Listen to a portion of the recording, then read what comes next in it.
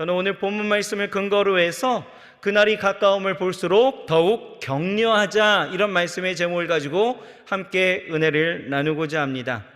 수년 전에요, 사람이 고통에 견딜 수 있는 그 역량이 어느 정도인가 측정하는 이 심리학자들의 실험이 있었습니다. 어떤 실험이었냐 하면, 맨발로 이 사람들을 얼음물 속에 세워놓고 누가 더 오래 서 있을 수 있는지를 관찰해 보니 어떤 사람들에게는 다른 사람들보다 2배나 더 오래 있을 수 있었던 것을 발견한 거예요. 여러분, 그 요인이 무엇일 것 같습니까? 그 요인은 바로 격려였습니다. 이 실험의 결과는 격려를 받는 사람은 아무도 격려해 주지 않는 사람에 비해서 고통을 견딜 수 있는 그 능력이 무려 2배 이상이나 나타난다는 것을 증명해 주었다는 거죠. 그래서 조지 M. 아담스는 뭐라고 이야기하냐, 격려는 영혼의 산소다, 이렇게 이야기를 합니다. 또 윌리엄 위어드라는 사람은요, 자신의 그 느낌을 이렇게 고백을 하더라고요.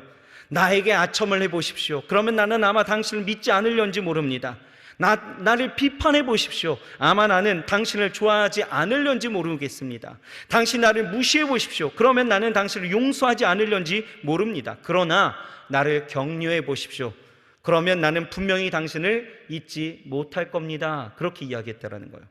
여러분, 이렇듯 격려하는 삶이라는 것은 우리의 인생뿐만 아니라 우리가 속해 있는 공동체를 더욱더 건강하고 아름답게 만드는 아주 절대적인 요소임을 믿으시기 바랍니다.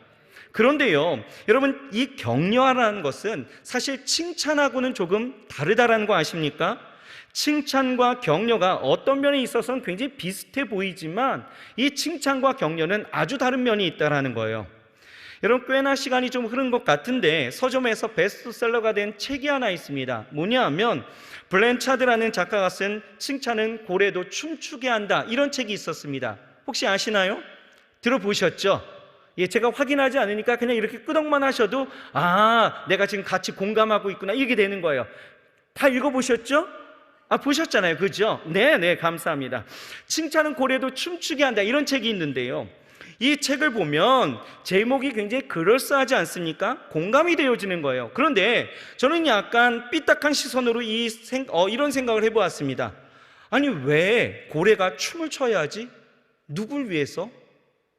잘 생각해 보면 조련사가 고래에게 칭찬해서 춤을 추게 하는 이유는 고래를 위해서가 아니라 관람객을 위해서이지 않을까라는 거예요. 그렇죠? 넓은 바다에서 헤엄쳐야 하는 그 고래들이 먹이를 얻기 위해서, 이 관객들의 그 환호를 위해서 춤을 추고 있는 모양은 어쩌면 굉장히 슬픈 모양이 되어질 수도 있다는 것입니다. 이렇듯 칭찬은 뭡니까? 칭찬이라는 것은 조건 형성이 되어져서 자신의 기준에 부합하게 만들기 위해서 사용되어지는 것이 칭찬이다라는 거예요. 하지만 격려는 다르다라는 거죠.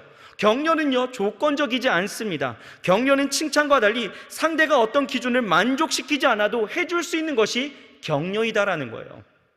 쉽게 말하면 예를 들어서 이런 거예요. 시험 성적을 가지고 온 아이에게 부모가 마음에 든다라면 뭐라고 합니까? 아이 참 잘했네 라고 하죠. 또 마음에 들지 않으면 혼내거나 다음에 잘해 라고 이야기를 하죠. 이런 칭찬을 받은 아이들은 어떻습니까? 항상 생각에 이 시험을 보고 난 이후에 어떤 생각을 하냐면 우리 부모님이 좋아하실까? 내 이런 성적을 부모님이 좋아하실까? 남에 대해서 다른 사람의 그 기준에 부합하기 위해서 생각한다라는 거예요. 다른 사람의 그 조건에 부합하기 위해서 힘을 낸다라는 거죠.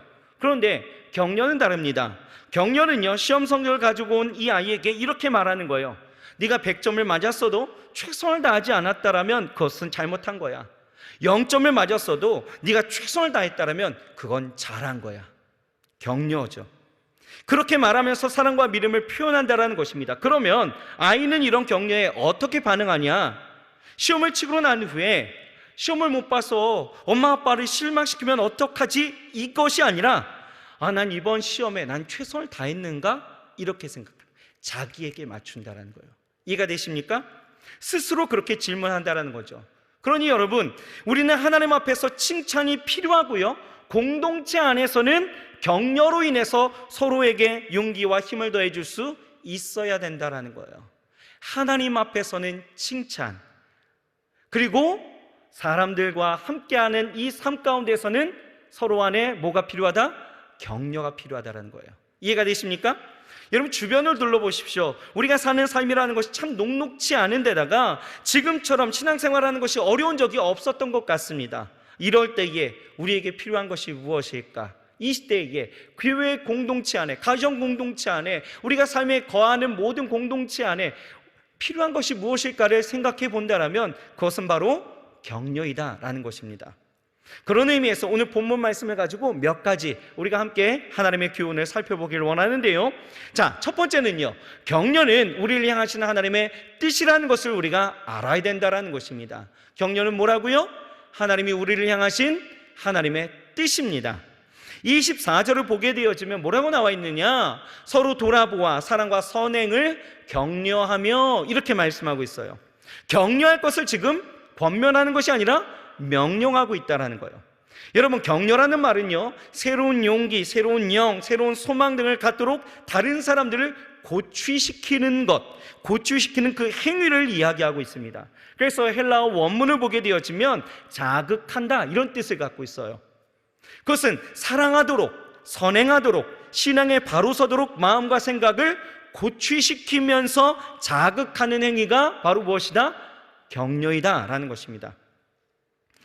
여러분, 오늘 본문 말씀을 우리가 같이 보고 있는데 이 히브리서가 기록되었던 이 초대교회의 배경을 살펴보면 당시 그리스도인들은요, 모임 자체로 굉장히 위협을 당했던 때였습니다. 특히 유대교회에서 그리스도인이 된 유대 그리스도인들은요, 매일 순교를 목도하는 그러한 여건 속에서 핍박까지 받았던 사실을 우리가 보게 되어져요. 단순히 그냥 핍박이라고 이야기하니까 야, 너 다시 생각해봐, 뭐 이런 거 아니에요. 마치 유대인들은요, 같은 유대인이었지만 술수 활동을 잃어버렸던 이 사마리아 사람들을 개취급했던 것처럼 갈릴리에서 어떻게 그들이 했냐면, 갈릴리에서 이 예루살렘으로 가려면 이 사마리아라는 그 가운데 있는 땅을 거쳐갈 수밖에 없었다라는 거예요. 그런데 이 사마리아 사람들은 얼마나 같은 유대인이면서도 격렬했든지 이 갈릴리에서 이 예루살렘을 가려 하면 그 사마리 땅을요, 절대로 통과하지 않습니다. 더럽다 여기는 거예요. 경멸하는 거죠. 그래서 늘 유대 땅으로, 이 요단 동편 땅으로 돌아갔다라는 거예요. 그런 수고를 아끼지 않았다라는 거예요. 그만큼 혐오하고 경멸하고 사람 취급 안 했던 그 모습들, 그렇게 취급했다라는 거예요. 그러니 여러분, 생명의 위협 가운데에 이 모임 자체라는 것은 너무나 어려웠다라는 거예요. 핍박의 강도가 상상 이상을 오가니 항상 두려움의 분위기가 감돌았다라는 거죠. 그러니 어떤 사람들은요, 모임을 피하는 습관이 생겨나기 시작했습니다. 모이기를 피해 다니는 거예요.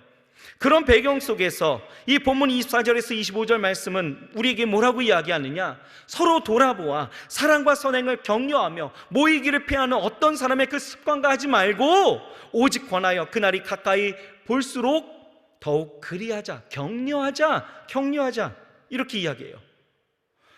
이렇게 모이기를 힘쓰도록 격려함과 동시에 서로 격려하고 서로 사랑을 고취시키고 또 서로 사랑하도록 자극을 주고 선행하도록, 착한 일을 하도록, 섬기는 일을 하도록, 봉사의 일을 하도록 서로 격려하라, 이렇게 이야기하고 있는 거예요. 여러분, 교회는 이런 모습이 있어야 될 줄 믿습니다. 교회는요, 나와 다르다라고 해서, 내가 원하는 조건에 부합하지 못하다라고 해서 내몰고 따시키고 회중에 그 모이는 데에 제외시키는 것이 아니라 오히려 서로 격려하면서 사랑과 선행으로 서로 하나 되어져가는 그런 모임이 있는 곳이 교회인 줄 믿습니다. 이러한 교회를 향한 하나님의 뜻은요, 분명하다라는 거예요. 뭡니까? 서로 사랑하고 서로 격려하라라는 거예요. 그런데 오늘 본문을 보면요, 그냥 격려하십시오 이렇게 이야기하는 것이 아닙니다. 여러분, 그렇잖아요. 지금 상황은요, 나도 힘들어요. 이 사람도 힘듭니다. 나도 죽을 것 같고요, 이 사람도 죽을 것 같은데, 여러분, 그냥 동병상련의 어떤 그런 마음을 가지고 그런 마음만으로 격려하라, 이런 것 아닙니다. 뭔가 격려하라면, 여러분, 뭔가 고취시키려면, 뭔가 자극을 주고 변화시키면서 그 삶에 용기와 힘을 주려면 그만한 어떤 힘이 필요한 거 아니겠습니까? 오늘 본문을 보면 히브리서 기자는요, 그것을 분명하게 우리에게 말하고 있다는 거예요. 그것이 무엇입니까? 지금 이 히브리서 기자는 이 유대인 그리스도인들, 특히 다시 돌아갈까 말까를 주저하는 이들에게 세상과 타협하는 그 삶을 경고하면서 격려하기 전에 하나님이 그의 백성들에게 주신 그 특권을 먼저 이야기하고 있다는 거예요. 그 특권을 이야기하면서 이것이 있으니 너희는 힘을 다하여 용기를 다하여서 우리 함께 가자라고 이야기하고 있다는 거죠. 그 성도의 특권이 무엇입니까? 19절에 이야기하고 있죠. 우리가 예수의 피를 힘입어 성소에 들어갈 하나님 앞에 나아갈 수 있는 그 담력을 얻었다라고 이야기하고 있다는 거. 이것이 담력으로 하나님 앞에 나아갈 수 있었다라는 것이 특권이었다라는 거죠. 여러분 보십시오. 구약 시대에는요, 제사장이 짐승의 피를 가지고 성소에 들어가야 했지만 예수 그리스도께서 십자가에 못 박히시고 피를 흘려 주셨기 때문에 이 성소의 휘장이 위에서부터 아래로 둘로 찢어지게 되어지고, 이제 믿는 자는 예수의 피 공로를 의지해서 하나님 앞에 당당하고 담대하게 들어갈 수 있는 그 자격을 얻게 되었고, 이제 우리는 예수의 피를 힘입어서 죄사함을 얻었고 하나님의 의로운 백성, 하나님의 자녀가 되었기 때문에 이제 하나님 앞에 담력으로 그 담대하게 나아갈 그 힘을 얻었다라고 이야기하는 거예요. 이것이 무엇을 의미합니까? 우리 안에 하나님이 그 역사하심이 이제는 간접적이 아니라 이제 직접적으로 나를 통치하시고 나를 다스리신다라는 거예요. 그러면서 21절에 말하기를 뭐라고 이야기했냐? 또 하나님의 집 다스리는 큰 제사장이 계시매 라고 이야기하죠. 우리에게 큰 제사장이 계시대요. 이 대제사장은 누구입니까? 바로 예수 그리스도이시고 그분은 모든 것을 치유하시고 우리를 위해서 중보하시는 분이시다라고 고백하고 있는 거죠. 그러니 예수님이 우리 대제사장이 되어주시고 그래서 우리를 위해서 싸우시고 대변하시고 중보하시다라는 그 사실이 우리에게 얼마나 큰 축복이고 우리에게 얼마나 큰 힘이 되는 일이냐라고 이야기하면서 우리가 서로 격려하며 우리가 사랑과 선행으로 이제 다시 한번 서서 하나님 앞에 온전히 나아가자라고 이야기할 수 있었다라는 거예요. 그렇게 이러한 특권이 우리에게 있음을 상기시킨 히브리서 기자는요, 성도들을 향해서 격려하고 있습니다. 뭐라고 이야기합니까? 22절에 봤더니 하나님께 더 가까이 나아가자. 힘들지, 어렵지, 죽을 것 같은 삶의 위기와 이런 환경이 변하지 않는 일들이 내게 다가오고 있지. 그러나 하나님이 나로 하여금 대제사장 되어주시고 나로 하여금 하나님 앞에 나아갈 수 있는 담력을 주셔서 하나님이 나를 위해서 싸우시고 나를 위해서 일하시니 뭐예요? 하나님 앞에 더 가까이 나아가자. 여러분 격려가 되십니까? 하나님 앞에 더 가까이 나아가자. 23절에 보면 이제 말씀을 더욱더 우리 굳게 붙잡고 나아가자. 말씀이신 예수 그리스도를 우리가 붙잡고 나아가면 하나님이 우리의 삶을 지키신다라고 이야기하는 거예요. 24절을 보면 뭐라고 나와 있습니까? 서로 돌아보자, 서로 돌아보자. 그러면서 서로 격려하는 것입니다. 여러분 교회는요, 기도하고 찬송하고 하나님의 말씀을 듣고 전도하고 구제하는 그 사역들이 풍성하게 일어나야 되지만 그 이상의 것이 있어야 되는데 그것이 바로 무엇이냐? 서로 격려하는 사역이 반드시 있어야 된다는 것입니다. 교회는 하나님에 대한 증거가 있어야 합니다. 또 교회에 대한 증거가 있어야 돼요. 세상을 향한 증거가 있어야 합니다. 그 중에서 교회에 대한 증거는 어떻게 이루어져요? 바로 서로 돌아보아 격려하는 것, 코이노니아 하면서 사랑하는 것에 있다라는 거예요. 하나님에 대한 증거는 말씀을 통해서 이루어지고요, 또 세상을 향한 증거는 우리의 전도를 통해서 이루어지는 거예요. 그러면 교회를 향한 증거는 무엇이라고요? 서로 격려하는 것이다. 우리는 그래서 좌우 옆 사람 한번 보십시오. 좌우 옆 사람 보세요. 이 한국말 어렵습니까? 제가 지금 영어로 하는 것도 아닌데 보십시오. 예, 우리는 그들에게 뭐 할 수 있어야 돼요? 격려할 수 있어야 된다는 거예요. 격려하시길 주의 이름으로 축원합니다. 여러분 교회는 절대적으로 서로를 세우는 사역들이 있어야 되는 거예요. 서로를 세우고 서로 격려하는 공동체임을 믿으시기 바랍니다. 여러분 에베소서 4장 11절에서 12절 말씀을 보면 이렇게 나와 있어요. 그가 어떤 사람은 사도로, 어떤 사람은 선지자로, 어떤 사람은 복음 전하는 자로, 어떤 사람은 목사와 교사로 삼으셨으니 이는 성도를 온전하게 하여 봉사일을 하게 하며 그리스도의 몸을 세우려 하심이라. 이렇게 말씀하고 있습니다.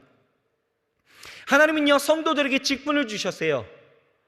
좀 전에 우리 재직 임명감사 예배를 드렸는데 이렇게 하나님은 직분을 주셨습니다. 성도라는 직분을 여러분들에게 주셨어요. 왜요? 우리를 온전하게 하는 일이다라는 거예요. 그리스도의 몸을 세우기 위해서. 그리스도의 몸을 세운다는 것이 무엇입니까? 다시 말해서 그 방법이 뭐예요? 서로 격려하는 것이다. 격려하면서 서로 세워가는 것이죠. 여러분, 이것이 우리를 향한 하나님의 뜻임을 믿으시길 바랍니다. 광야 같은 세상을 살아가면서 우리에게 혼자가 아니라 공동체를 세워주신 것은 왜요? 서로 격려하라는 거예요. 내 옆 사람을 내 옆에 지금 붙어주고 동역자로 세우신 것은 왜요? 서로 격려하라는 거예요.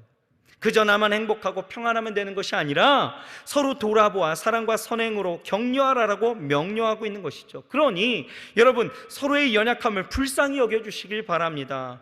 험한 세상에서 살아가면서 주님 품에서 이탈하지 아니하도록 서로 붙잡아주고 서로 격려하면서 부족함을 채워주시고 일으켜 세워주시길 주의 이름으로 축원합니다. 주위를 둘러보세요. 세상을 살아가다 보면 참 연약한 자들이 너무나 많이 있다라는 거예요. 그 연약한 자들이 여러분 주 안에서 멀어져 간다라면 여러분 그것만큼 마음이 아픈 일들이 없다라는 거죠. 우리는 주 안에서 그런 자들이 멀어지지 아니하도록 건강의 문제로, 삶의 여러 가지 문제로 인하여서, 삶에 다가오는 핍박과 삶으로 다가오는 여러 가지 고난으로 인하여서 주에게서 떠나가는 이들이 없도록 우리는 어떻게 돼요? 서로 격려하면서 살아가야 된다라는 거예요.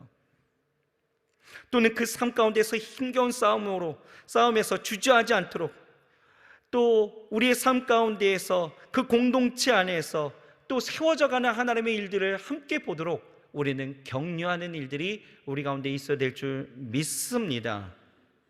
두 번째로 오늘 우리에게 주시는 교훈은 무엇이냐? 격려는 우리 안에 계신 성령이 하시는 사역이다라는 거예요. 격려는 성령의 사역입니다. 자, 25절을 우리가 같이 한번 보실까요? 25절 같이 한번 읽어보겠습니다. 시작. 모이기를 패하는 어떤 사람들의 습관과 같이 하지 말고 오직 권하여 그날이 가까움을 볼수록 더욱 그리하자. 여기 보게 되어지면 여러분 펜이 있으시면 요거 하나 동글뱅이 하나 치시면 좋을 것 같아요. 뭐냐? 오직 권하여 라는 거예요. 권한다라는 거 뭡니까? 격려한다라는 거예요. 서로 격려하여서 그날이 가까움을 볼수록 더욱 우리가 격려하면서 살아가자, 이렇게 이야기하고 있다는 거죠. 근데 흥미로운 사실은요, 성경에서 말하는 이 성령을 말하는 이 보혜사라는 말과 이 격려하다라는 말은요 서로 이 원어의 어근이 같다라는 것입니다. 그래서 성령을 뭐라고 이야기합니까? 위로자, 격려자, 도우시는 자, 곁에 있는 자, 곁에 같이 있는 자를 말하게 되어지죠. 다시 말해서 성령이 하시는 일이 바로 뭐예요? 우리로 격려하신다라는 거예요. 그런 의미에서 보면 우리가 다른 분들을 격려한다라는 것은 무엇입니까? 바로 성령이 하시는 그 사역에 우리가 동역하는 거예요. 동역하는 것입니다. 여러분, 우리에게 힘주시고 우리를 위로해 주시고 다른 사람을 그렇게 섬길 때에 그것을 할 수 있도록 능력을 주시는 분이 바로 누구셔요? 격려하는 자. 누구요? 성령이시다라는 거예요. 그래서 우리는 이 성령이 충만하게 되어질 때에 비로소 우리는 이 사역, 격려하는 일들이 그 안에서 풍성하게 일어날 수가 있게 되어지는 것이죠. 그러므로 우리는 날마다 뭐 해야 됩니까? 성령의 충만함을 갖고 있어야 된다는 거예요. 여러분, 초대교회를 보십시오. 초대교회 시절에 이토록 어렵고 힘든, 정말 쓰러지고 넘어지고 죽을 것 같은 위기가 있다 할지라도 오히려 초대교회는요 흥왕했다라는 것입니다. 점점 부흥했다라는 거예요. 왜 그렇습니까? 바로 성령의 격려하시는 그 사역들이 우리 모든 사도들로 그리고 성도들로 온전히 이루어서 성령 충만했던 모든 이들이 서로 격려하면서 서로 붙잡아 주니 여러분 교회가 흥황할 수밖에 없었다는 거예요. 믿음으로 더욱더 곤고하여지고 믿음으로 더욱더 충만해지고 그 안에서 소망이 일어나면서 이 교회가 더욱더 흥왕케 되어졌다는 것이죠. 그러므로 여러분, 날마다 우리는 주의 성령의 충만함이 있어야 될 줄 믿습니다. 우리 저희 옆 사람에게 인사해 주세요. 성령으로 충만합시다. 여러분, 가정 가운데 성령 충만한 엄마 아빠가 있으면 아이들은 격려를 받습니다. 그렇죠? 가정 가운데 누군가가 성령 충만하면은 아버지 하나님이 주시는 그 사랑 가운데 정말 격려하는 사역들이 일어나서 그 가정에 풍성한 사랑과 은혜가 넘쳐나게 되어지는 거죠. 아, 목사님 우리 집은 안 그런데요? 그럼 뭐 해야 되겠어요? 성령 충만하시면 되는 거예요. 성령 충만하면 하나님이 우리로 하여금 격려케 하시는 그 사역을 베풀게 하신다라는 거죠. 그런데요, 사단은 우리가 이렇게 격려하여서 세우는 일을 뭐예요? 계속해서 방해한다라는 것입니다. 어떻게 해요? 우리의 마음과 생각을 계속 흔들어서 정말 하나님의 말씀을 호도하게 만든다라는 거죠. 어떻게 해요? 이 신앙을 관념적으로 만들어버린다는 것입니다. 세상에서의 그 삶의 문제는 세상적인 방법으로 해결해야 된다는 것을 그렇게 인정하고 그렇게 생각하게 만든다는 거예요. 나의 문제는 내가 해결해야 되고 다른 사람들의 그 격려는 그런 격려 따위는 난 필요 없어 라고 생각하게 만든다는 거죠. 그래서 격려하는 것을 간섭 정도로 오해하게 하고 또 충고로 받아들이게 한다는 것입니다. 그러니 격려라는 것은 만남을 통해서 이루어지는 사역인데 격려가 필요 없다라고 내 힘으로 할 거라고 하면서 이 모이기를 피하는 습관이 우리 안에 생겨버렸다는 것입니다. 여러분, 이럴 때일수록 우리는 뭐 해야 됩니까? 모이기를 힘써야 된다는 거예요. 모이기를 힘써서 서로 격려할 수 있어야 된다는 것이죠. 여러분, 가정 안에서도 모이기를 힘쓰십시오. 요즘 시대를 보니까요 되게 재밌습니다. 집에 들어가면요 다들 뭐 하고 있어요? 핸드폰 보고 있어요. 다 각자 도생입니다. 같이 하지 않아요. 그러다가 어떻게 해요? 밥 먹을 때 잠깐 모이죠. 어떻게 모입니까? 카톡을 보내는 거예요. 엄마가 밥 다 했대, 빨리 나와. 카톡을 합니다. 그러면 모여요. 밥을 먹습니다. 밥을 먹을 때도 핸드폰을 보더라고요. 그러면서 이제 밥 다 먹으면 어떻습니까? 또 자기 방으로 뿔뿔이 흩어지는 거예요. 격려할 시간이 없어요. 격려할 시간이 없습니다. 여러분, 모이기를 힘쓰시길 주의 이름으로 축원합니다. 여기 우리 아버지들이 참 많이 계신 것 같아요. 우리 아버지들 어떻게 하셔요? 모여라 한마디 엄중하게 하시고 모이면 서로를 격려해 주십시오. 아멘이신가요? 우리 아버지들 아멘이신가요? 아멘. 아이, 좋습니다. 감사합니다. 우리 모일 때마다 서로 격려하는 일들이 우리 가운데 있어야 되는 거예요. 우리 어머니들도 마찬가지죠. 모이면 격려해 주십시오. 그 격려하시는 그 하나님의 그 사역이 우리를 통하여서 모일 때에 이루어지는 거예요. 여러분, 그러니 교회 안에서도 마찬가지 아니겠습니까? 교회 안에서 서로 모이는 것이 더욱더 풍성하게 일어나야 된다는 거예요. 구역 모임이나 공동체의 규칙적인 모임이 얼마나 중요한 것인지 여러분들 우리는 분명히 알아야 된다는 거죠. 이걸 너무 헛되이 여기면서 여러분 그렇게 신앙생활을 하게 되어지면 여러분 이것이 굉장히 어려운 일이 되어진다는 거예요. 왠지 아십니까? 여러분, 우리 신앙이라는 것이 항상 상승 곡선을 타고 쭉 매일 성장하고 믿음이 자라가고 믿음이 늘 앞을 향해서 전진하고 있으면 얼마나 좋은 일이에요. 할렐루야죠. 그런데 우리 신앙이라는 것은 항상 우리의 삶이라는 것과 같이 비례하여서 가더라고요. 우리 인생에 어려움이 있으면 우리 신앙도 어떻게 돼요? 고꾸라지더라는 거예요. 힘에 겨워서 지치고 쓰러지게 되어질 때에 어떻습니까? 그런 인생 가운데에서 늘 쓰러지고 넘어지면서 신앙까지도 같이 무너지는 일들을 우리가 보게 되어지는 거예요. 자, 혼자 신앙생활 했다 생각해 봅시다. 누가 일으켜 세워줍니까? 그런 나를 누가 세워줄 수 있습니까? 아이, 목사님 말씀을 듣고 예배하면 되겠죠. 우리 솔직해지자고요. 우리가 인생이 무너지고 마음이 연약해졌을 때 예배하고 싶은 마음 있으셔요? 진짜 마음이 쓰리고 아픈 마음 갖고 있을 때에 예배하고 싶으십니까? 아니요, 예배를 피하는 거예요. 오히려 지금 당장에 어떤 문제를 해결하기 위해서 눈에 혈안이 되어져서 나의 도움이 될 만한 것을 찾고 또 찾지 하나님 찾지 않는다라는 거예요. 이때에 여러분 동역자들이 왜 있는 줄 아십니까? 격려하기 때문에 있는 거예요.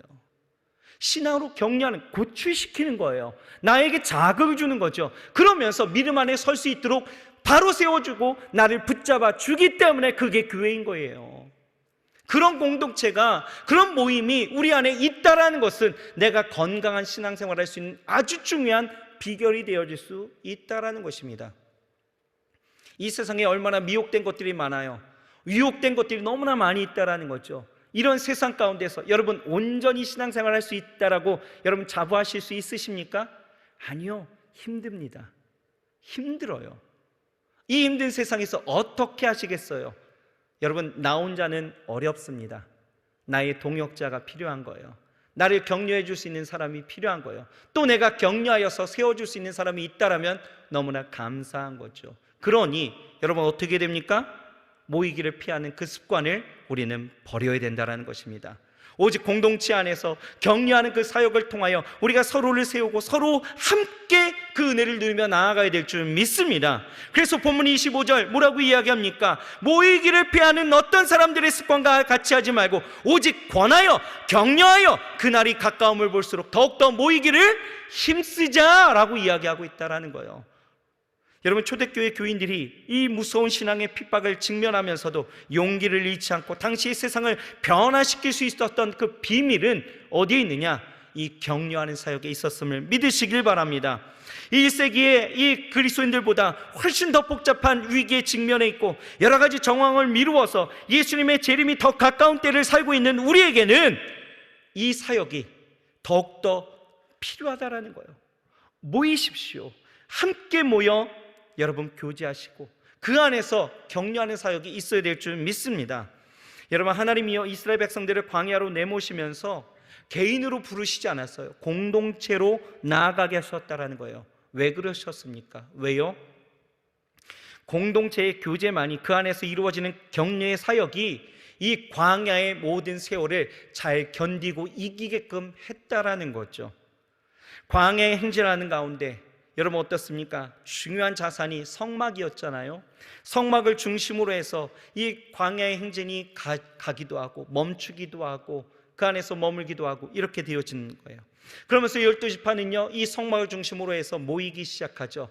모일 때에 이스라엘 백성들은 밤마다 모닥불을 피워놓고 직면한 문제를 함께 토론하면서 그 힘겨운 문제를 함께 격려하면서 내 안에서 이루어질 수 없다라면 어떻게 합니까? 대제사장에게 갖고 나아가 그 제사장으로 하여금 그 문제를 짊어질 수 있는 그 해결을 하나님 앞에 아뢰게 하여서 하나님 앞에 모든 응답을 누리면서 나아갈 수 있었다라는 거예요. 그렇게 격려하며 예배하는 그 사역이 있었던 공동체, 이 광야 공동체는 하나님 안에서 온전해질 수 있었다라는 것, 우리는 좀 생각할 수 있어야 합니다. 여러분, 건강한 신앙을 원하십니까? 하나님 안에서 은혜를 누리시길 정말 원하십니까? 그러면 우리는 우리 안에서, 공동체 안에서 격려하는 것과 하나님을 예배하는 것에 최선을 다해서 함께 모여 나아가야 될 줄 믿습니다. 마지막 셋째입니다. 여러분, 격려는 사랑의 실제이다라는 것을 깨달아야 합니다. 여러분, 우리 그리스도인들에게는요 사랑이 으뜸이 있죠. 하나님께서는 우리를 사랑해 주셨습니다. 그러므로 이제 우리는 누군가 다른 사람을 사랑해야 된다는 거예요. 그것이 우리의 사명이 있죠. 교회는요 사랑의 공동체입니다. 보이는 형제를 사랑하지 않으면서 어찌 보이지 않는 하나님을 사랑한다라고 말할 수 있을까? 우리에게 그렇게 이야기하고 있죠. 여러분, 본문 24절을 보면 뭐라고 이야기해요? 사랑과 선행을 하도록 서로 격려하라 라고 말하고 있죠. 그런데 여러분들에게 상처를 입으면 사람들을 만나는 것조차 사람들에게 상처를 입으면 사람들을 만나는 것조차 사람들은 싫어합니다.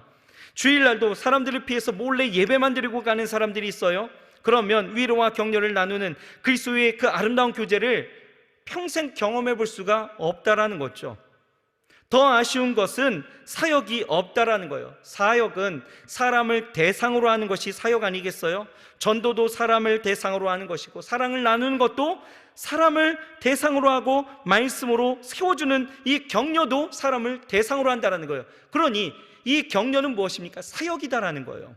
그런데 사람들은 싫어하고 사람들을 피하면서 나는 나 혼자 예배를 알아서 드릴 거야, 이렇다면 여러분 이 사역에 전혀 참여할 수가 없다라는 거죠.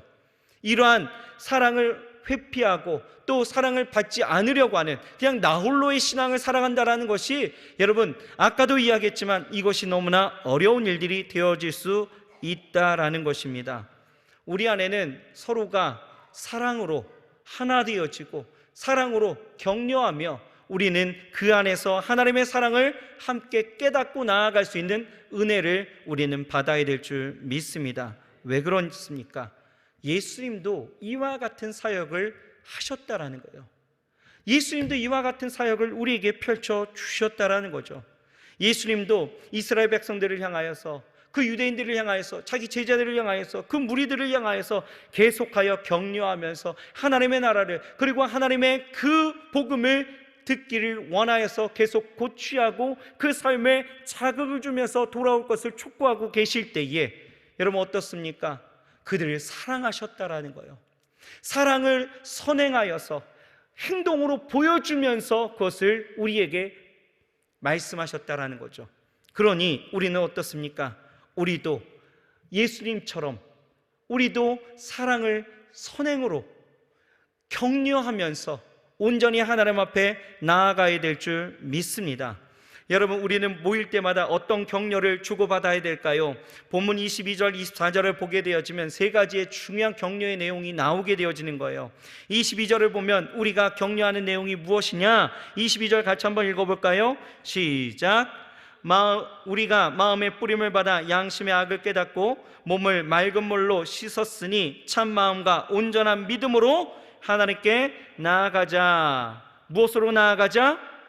믿음으로 나아가자. 믿음으로 나아가자. 여러분, 우리가 하나님 말씀 가운데서 서로 격려하고 주고받아야 되는 내용은 무엇이 있어야 되느냐? 서로 믿음 안에서, 믿음에 대해서 서로 고취할 수 있어야 된다는 거예요. 믿음으로 서로를 격려할 수 있어야 된다는 것이죠. 하나님께 더욱더 나아가는 그 믿음이 우리 가운데 있어야 됨을, 서로를 격려할 수 있어야 되는 거예요. 또 23절을 보면 무엇이 있습니까? 두 번째는 바로 소망이 있죠. 23절 같이 한번 읽어볼까요? 시작. 또 약속하신 이는 미쁘시니 우리가 믿는 도리에 무엇을? 소망을 움직이지 말고. 하나님이 성경을 통해서 우리에게 약속하신 수많은 언약들이 있다라는 거예요. 그런데 우리가 살다 보면 어려움이 생기면 그 소망이 계속 자꾸 흔들리게 되어진다라는 거죠. 이럴 때에 흔들리지 말고 하나님의 주신 그 소망을 우리에게 부어주셔서 그 소망을 우리는 단단히 붙잡고 나아갈 수 있도록 우리는 서로 격려해야 된다라는 거예요. 그러니 초대교회 시절 어땠습니까? 이 소망이 흔들리지 않았다라는 거예요. 주 오실 날을 마라나타 외치면서 오시옵소서 주여, 하나님이 오실 날에 그날에 그 나라가 우리의 것이 되어집니다. 믿음으로 나아가게 되어졌다라는 거예요. 소망으로 늘 격려했다라는 거예요. 또 세 번째는 무엇입니까? 바로 사랑이에요. 24절이죠. 뭡니까? 서로 돌아보아 사랑과 선행을 격려하며. 사랑이다라는 거예요. 사랑. 여러분, 왜 사랑의 선행이 따라옵니까? 왜요? 선행은 사랑을 구체적으로 표현하는 행동의 방법이다라는 거예요. 그냥 사랑합시다 이게 아니에요.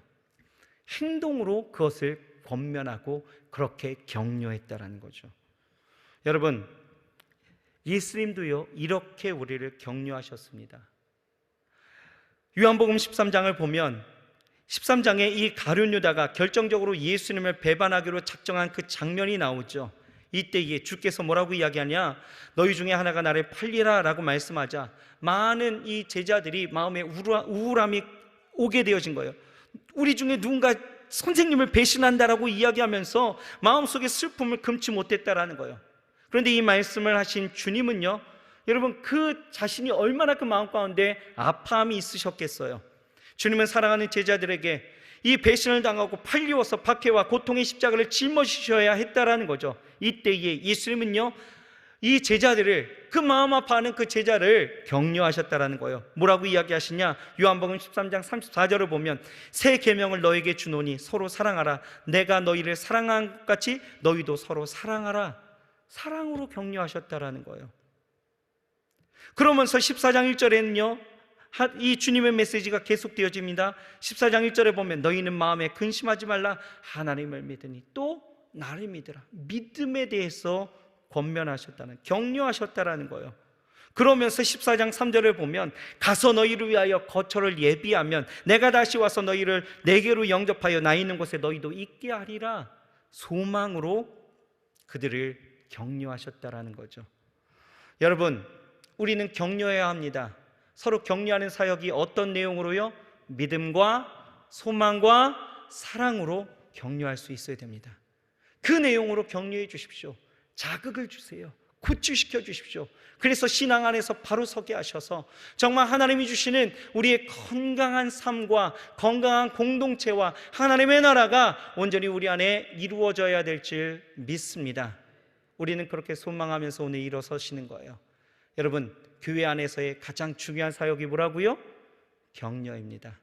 서로 격려하시면서 주 오시는 그날까지 우리 끝까지 이 믿음의 도리에서 벗어나지 말고 우리 주님 안에서 믿음으로 굳건하게 세워져 정말 하나님의 나라가 이 삶, 지금 우리가 거한 이 땅 가운데 이루어지고 내 삶 가운데 이루어져 하나님의 돌보심과 역사하심이 온전히 이루어지고 또 우리가 갈 그 천국을 우리가 바라보면서 끝까지 변치 말고 우리 주 안에서 항상 행복하고 즐겁고 기쁘게 그리고 승리하며 아름답게 살아가야 될 줄 믿습니다.